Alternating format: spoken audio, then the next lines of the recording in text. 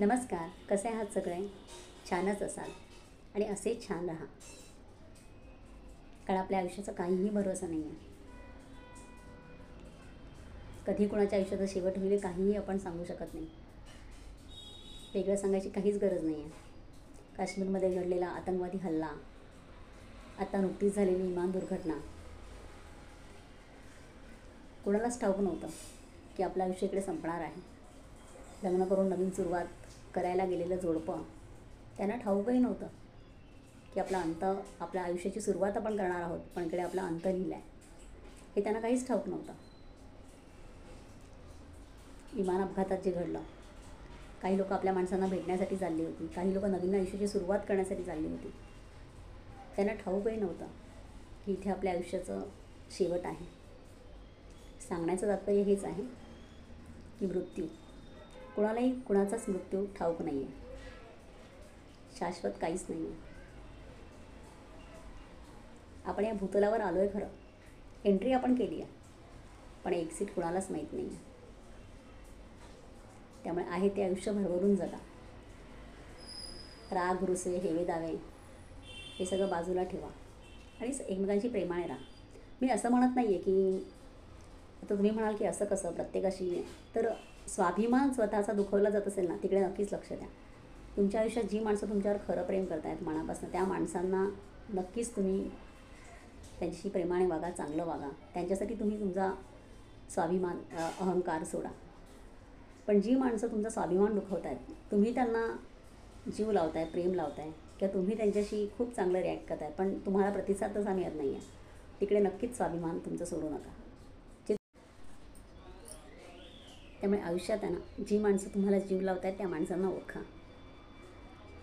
4 वेळा तुम्हाला आई फोन करते आहे, पण आत्ता फोन करेल मी, नंतर मी रिप्लाय करेल, आणि आपण कॉल नाही करत तिला,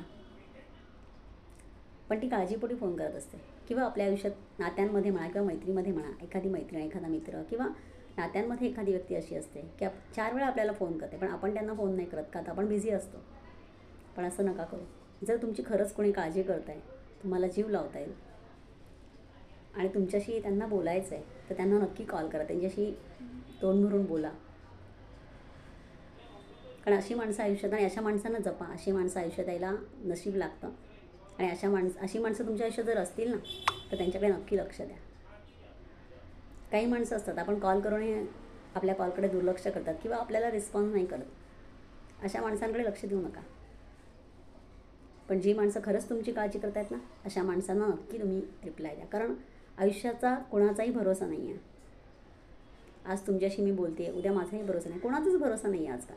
पूर्वी तरी एक होतं की बाबा एक स्पेसिफिक एजनंतर हार्टचे प्रॉब्लेम व्हायचे लोकांना, किंवा डायबिटीस व्हायचा, किंवा ब्लड प्रेशरचा प्रॉब्लेम व्हायचा. पण आत्ताचं आयुष्य जर इतकं बिझी झालं आहे ना सगळ्यांचं, आणि इतकं स्ट्रेस आहे सगळ्यांना, की फार कमी वयात blood pressure problem, diabetes problem, अगदी अटॅकचं प्रमाण तर अगदी तरुण मुलांनाही अटॅक येत आहेत. 45-50मध्ये पण हार्टचे प्रॉब्लेम चालू झालेत सगळ्यांना.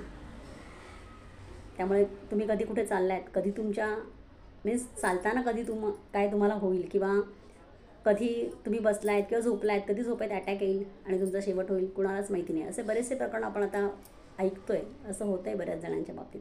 त्यामुळे मृत्यूची कुणालाही गॅरंटी नाही आहे. कुणाचा मृत्यू कधी आहे कुणालाच माहिती नाही आहे. सगळं अनप्रेडिक्टेबल आहे. त्यामुळे आयुष्यानं भरभरून जगा आणि छान जगा. मेहनत करा, पण स्ट्रेस कमी घ्या.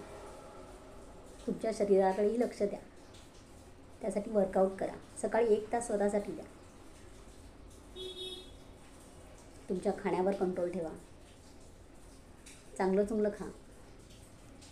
कसं आहे ना, तुम्ही बंगला, गाडी, इस्टेट कितीही कमवा, पण तुमच्यासोबत जाताना काहीही येत नाही. सगळं इथेच राहणार आहे. बघा ना, जेव्हा एखाद्याचा मृत्यू होतो ना, तेव्हा त्याच्या आधी आपलं नाव तरी आपल्यासोबत असतं, आपल्याला नावाने सगळे बोलवत असतात. पण जेव्हा आपला मृत्यू होतो ना, त्यावेळेला अरे बॉडी घरी आणली का, अरे किती वाजता बॉडी आणणार आहे, मीन्स असं संबोधलं जातं. तुमच्या नावाने तुम्हाला कोणीही त्यावेळेला बोलवत नाही. तुमचं नाव देखील तुम्हाला सोडून जातं तुमच्या मृत्यूनंतर. इवन तुमच्या अंत्यविधीच्या वेळेला तुमच्या अंगावरचे दागिनेही काढून घेतले जातात.